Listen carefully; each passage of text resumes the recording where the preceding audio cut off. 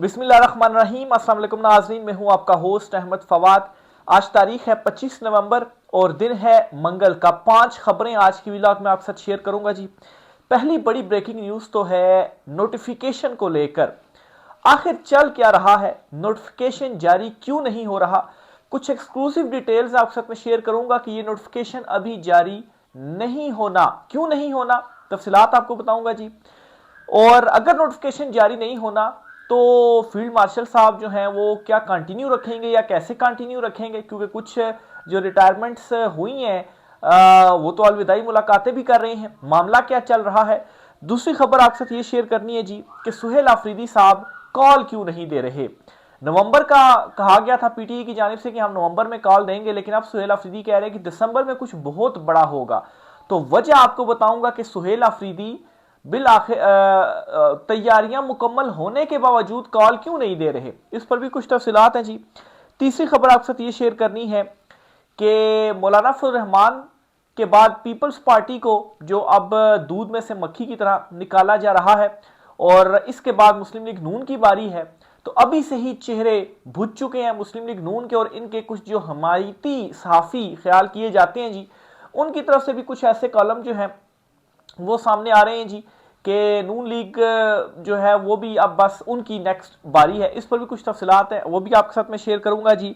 और नून लीग के अपने रहनुमा जो है वो क्या बातें कर रहे हैं और ऐसा क्यों किया जा रहा है, आखिर अगला प्लान है क्या, इस पर भी एक्सक्लूसिव डिटेल्स है आपके साथ शेयर करूंगा। फिर इसके साथ ही जी ज़िमनी इंतखाबात जो हैं इनमें टर्न आउट कितना रहा, जो कुछ ऑफिशियल रिपोर्ट्स हैं इलेक्शन कमीशन की। वैसे तो हम तो ये कह रहे हैं ना कि ग्राउंड में जो हमने सूरत हाल देखी तो हमें तो ये समझ में आती है कि 5% भी टर्न आउट नहीं रहा, लेकिन इलेक्शन कमीशन जो टर्न आउट बता रहा है ना वो आपके सामने रखूंगा जी। वो टर्न आउट भी ना होने के बराबर है। और फिर इसी तरह से जी जिन लोगों ने हरिपुर इलेक्शंस में बज़ाहिर धांधली की उनके अगेंस्ट कार्रवाई होगी और उनको सजा भी होगी, ये ऐलान कर दिया गया है केपी के हुकूमत की जानिब से। तो इस पर भी कुछ एक्सक्लूसिव डिटेल्स हैं, वो भी आपके साथ में शेयर करूंगा। पहली बड़ी ब्रेकिंग न्यूज की जानिब आते हैं जी, नोटिफिकेशन वाले मामले के ऊपर कि असल में चल क्या रहा है, अभी तक नोटिफिकेशन क्यों नहीं हो रहा। क्योंकि आज तो 25 तारीख है, 27 तारीख तक है रिटायरमेंट, तो फिर क्यों नहीं हो रहा। नवंबर में तो वैसे ही शुरू में ही हो जाया करता था नोटिफिकेशन, या आखिरी वीक में हो जाया करता था नोटिफिकेशन, तो अभी तक क्यों नहीं हो रहा। इस हवाले से जी एजाज सैयद साहब हैं जी, बड़े सीनियर जर्नलिस्ट हैं, इनकी एक जो बड़ा दावा है जी वो आपके साथ में शेयर करना चाहता हूं जी। ये कहते हैं कि मुझे फील्ड मार्शल के करीबी बंदे ने बताया कि हो सकता है कि अभी प्रमोशन ना हो। बड़े करीबी बंदे ने कहा है जी कि हो सकता है कि अभी प्रमोशन ना हो, अभी इस पर काम होगा, अभी इसके ऊपर काम होगा। इस पर पहले नीचे तैनातियां की जाएंगी और इस इंतजार में कुछ लोग रिटायर होंगे।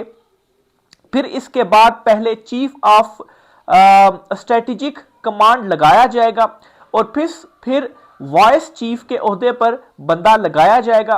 और ये तमाम choice field marshal Asim Munir की है। ये जी एजाज सैयद साहब है जी, उनकी जानिब से बड़ा दावा किया गया है। अब इसमें से समझ ये आ रही है जी कि पहले नीचे से कुछ अहम रिटायरमेंट्स होनी है, उनका वेट किया जा रहा है। जिस तरह से अभी एक जनरल शाहिद शमशाद मिर्जा है ना, उनकी रिटायरमेंट जो है वो हो गई है, वो तो अलविदाई मुलाकातें भी कर रही हैं, वज़ीर-ए-आज़म से भी मिल चुके हैं और सदर से भी मिल चुके हैं। इसी तरह से मजीद कुछ रिटायरमेंट्स होनी है, क्योंकि ज़ाहिर सी बात है अगर अभी प्रमोशन की जाए तो तरीकार ये होता है ना कि जो सीनियर होते हैं वो फिर ऊपर आते हैं, फिर उनकी जगह पर उनके जूनियर्स जो है वो आते हैं। ऐसा नहीं होता कि जूनियर जो है वो उठ के ऊपर आ जाएं और जो सीनियर्स है उनकी प्रमोशन ना हो। खैर होता तो है ऐसा भी, लेकिन यहाँ पर जो है वो इस तरह से नहीं होगा। तो इसलिए वेट ये किया जा रहा है कि कुछ रिटायरमेंट्स होनी है, वो रिटायरमेंट हो जाए, फिर उसके बाद वहां पर कुछ इंपॉर्टेंट तैनातियां होनी है जी। फिर उन तैनातियों के बाद जो है वो चीफ ऑफ स्ट्रेटेजिक कमांड लगाया जाएगा, फिर उसके बाद वाइस चीफ के ओहदे पर जो है वो तैनाती की जाएगी। और ये जो सारी तैनातियां हैं, जाहिर सी बात है आर्मी चीफ और फील्ड मार्शल जो है आसिम मुनीर साहब, वो जो है उनकी ये चॉइस होगी कि कहाँ कहाँ पर जो तैनातियां हैं वो की जानी है। तो अगर इसको देखा जाए तो फिर जो नोटिफिकेशन है वो अभी तक डिले है, यानी कि इस वीक में भी किसी किस्म का जो नोटिफिकेशन है जी वो नहीं आना, और यूं ही जो मामलात हैं वो कंटिन्यू रहेंगे। कुछ रिटायरमेंट्स होंगी और फिर उसके बाद ही आगे जाकर जो सिलसिला है जी वो चलेगा। दूसरी खबर जो आपसे शेयर करनी है जी सुहेल आफरीदी साहब के हवाले से कि वो आखिर कॉल क्यों नहीं दे रहे।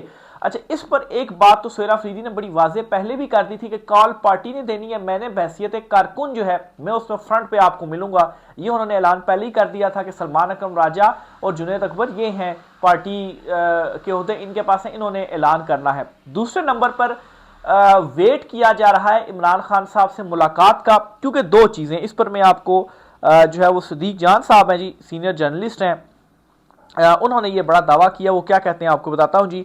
वो कहते हैं कि सुहेल अफरीदी साहब का ये कहना है कि मुझे इमरान खान ने इख्तियार नहीं दिया कॉल का। सुहेल अफरीदी कहते हैं मेरे सामने दो रास्ते हैं, जिंदगी या मौत। मुझे पता है जिस रास्ते पर चल पड़ा हूं वो मेरा आखिरी मंजिल हो सकती है। अल्लाह ताला जिंदगी दे, मैं नहीं, निज़ाम सरेंडर करेगा और इमरान खान की रिहाई होगी। एक तो ये जी सुहेल अफरीदी साहब के हवाले से है।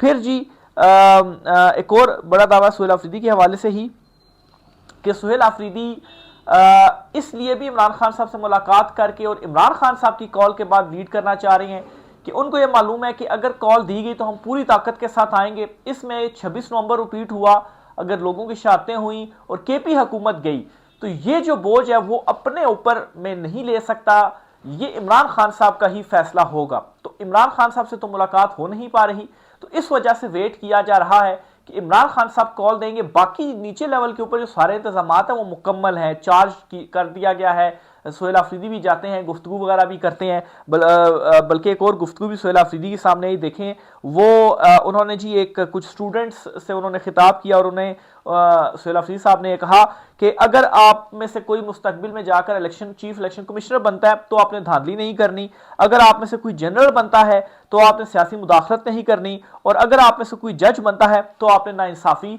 नहीं करनी। तो ग्राउंड लेवल के ऊपर, अपने लेवल के ऊपर तैयारियां जो है वो उनकी कंप्लीट है। सिर्फ और सिर्फ इस बात का वेट है इमरान खान साहब की मुलाकात और इमरान खान साहब क्या कॉल देते हैं। फिर उसके बाद इमरान खान साहब ने कह दिया तो पार्टी ने तो फिर कॉल देनी ही देनी है, तो मैं सबसे फ्रंट पे होऊंगा। और वो ये जो बात कर रहे हैं मेरे सामने दो ही रास्ते हैं और जो मैं रास्ता अपना चुका, मुझे मालूम है कि उसमें जर्सी बात अगर मैं फ्रंट पे होता हूँ और 26 नंबर होता है तो मैं भी जो है वो पता नहीं मुझे भी शायद कुछ हो जाए, केपी भी हुकूमत भी चली जाए, ये एक रिस्क है ना। लेकिन ये भी तो है ना कि अगर बड़ी तादाद में क्राउड निकल आता है, लाखों लोग जो है वो सड़कों पर आ जाते हैं, तो फिर उसके बाद इस हुकूमत का भी तो जो तख्त है वो उल्टा जा सकता है, इमरान खान साहब की रिहाई भी जो है वो हो सकती है। तो ये इस वक्त मामला चल रहे हैं, इस वजह से अभी तक कॉल सामने नहीं आई, क्योंकि ये था पीटीआई की तरफ से कि वो नवंबर में कॉल देंगे। लेकिन अब सुहेल अफरीदी ये कह रहे हैं जी कि दिसंबर में कुछ बहुत बड़ा होने वाला है और शायद दिसंबर में ही कोई जो कॉल शायद है वो आएगी और लोग जो है वो सड़कों पर होंगे। इसी तरह से जी एक और खबर भी आपके साथ शेयर करनी है जी कि जो टर्न आउट रहा है ज़िमनी इंतखाबात में, ये जी जो इलेक्शन कमीशन ऑफ पाकिस्तान है जी उसके मुताबिक टर्न आउट क्या रहा है। ये 13 हल्के थे जी, इन 13 हल्कों में PP 269 मुजफ्फरगढ़ में 50%, PP 203 साहिवाल में 22%, PP 116 फैसलाबाद में 22%, इसी तरह से PP 115 में 22%, PP 98 में 36%, PP 73 में 34%, NA 185 में 32%, NA 143 में 21%, NA 129 में 18%, NA 104 में 13% और NA 96 में 26% और NA 18 हरिपुर में 42%। यानी कि आप ये देखें कि जिन हलकों में बाइकआउट किया था ना इमरान खान साहब ने, उन हलकों में तो आपको 20, 22, 13% जो टर्न आउट है वो मिल रहा है। और ये भी क्या हुआ है जी कि जैसी बात है फॉर्म 47 के बाद जितवाना भी तो था ना दूसरे उम्मीदवार को, तो उनको जितवाया गया और उसके बाद इतना टर्न आउट बताया जा रहा है, कि इतना ज्यादा मक्खन जो है बज़ाहिर मिलाया गया है। तो इन हलकों में इस रिपोर्ट के बाद तो मैं ये समझ रहा हूँ कि वाकई मतलब है कि एक तो ग्राउंड में हमारी ऑब्जर्वेशन थी या लोगों की ऑब्जर्वेशन थी ना, अब वाकई में मैं समझ रहा हूँ कि 5% से भी कम टर्न आउट था।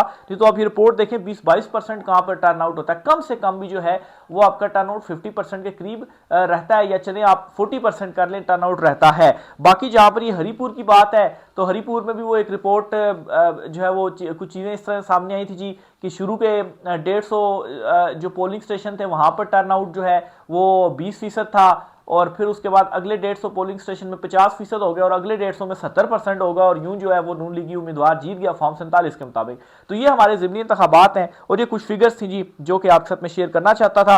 बहरहाल जी इसके ऊपर शफी जान साहब जो हैं उन्होंने बड़ा ऐलान कर दिया और उन्होंने ये कहा है कि हरिपुर इलेक्शन में धांधली में मुलविस सूबाई हुकूमत के मातहत एहलकारों क्लास 4 से डीसी तक के खिलाफ जो कार्रवाई है वो की जाएगी और इनको सजा देने का भी जो ऐलान है जी वो किया गया है। तो अगर कोई ये समझ रहा है जी कि ठीक है फौज भी तलब कर ली गई थी और सारा अपना ही वो अफसरान वगैरह लगाए गए थे और नतायज आपने नून लीग के हक में देख लिए जी 47 फॉर्म जो जारी हुआ, तो इस पर जी अब ये ऐलान हुआ है क्योंकि वो तो वहां तो केपी की ही हुकूमत है ना, वो कार्रवाई करने का ऐलान किया गया। अब ये एक अच्छा वो है कि चले हम काउंटर इसका ये करते हैं जी कि जब हम उन लोगों के अगेंस्ट जो कार्रवाई है वो करेंगे जो जो बज़ाहिर मुलविस थे धांधली के अंदर और उनको सजाएं होंगी, तो फिर जाहिर सी बात है आइंदा कोई ये काम करने से थोड़ा सा हिचकिचाएगा जो है वो जरूर। तो ये बड़ा ऐलान है जी जो कि किया गया है सुहेल आफरीदी की जानिब से। अगली खबर जी आपके साथ जो शेयर करनी है, मौलाना को पहले फारिग किया गया। आप देखें 26वीं तरमीम में तो मौलाना का बंगला नंबर 7 बड़ा मशहूर था।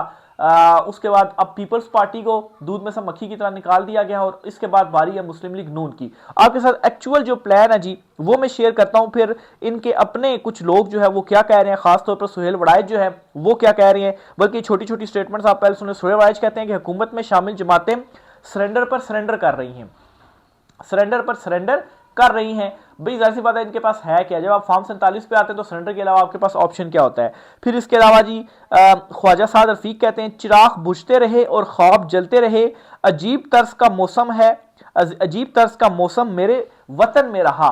तो मतलब है कि जो चिराग है ना वो बुझ रहे हैं और ख्वाब भी जल रहे हैं। ये अपनी उसके ऊपर मैं समझता हूँ जी इन्होंने जो है वो तनकीद की है। फिर इसी तरह से तारिक मतीन साहब है जी बड़े सीनियर जर्नलिस्ट है, वो कहते हैं जी मरियम नवाज ने वो खिताब जो है वो किया था, मरियम नवाज के उस खिताब पर वो ये कहते हैं कि 8 फरवरी इलेक्शन चोरी के बाद नवाज शरीफ की विक्ट्री स्पीच और अब से थोड़ी देर पहले मरियम नवाज की विक्ट्री स्पीच, माशाल्लाह मरियम साहिबा बिल्कुल अपने अब्बू पर गई हैं।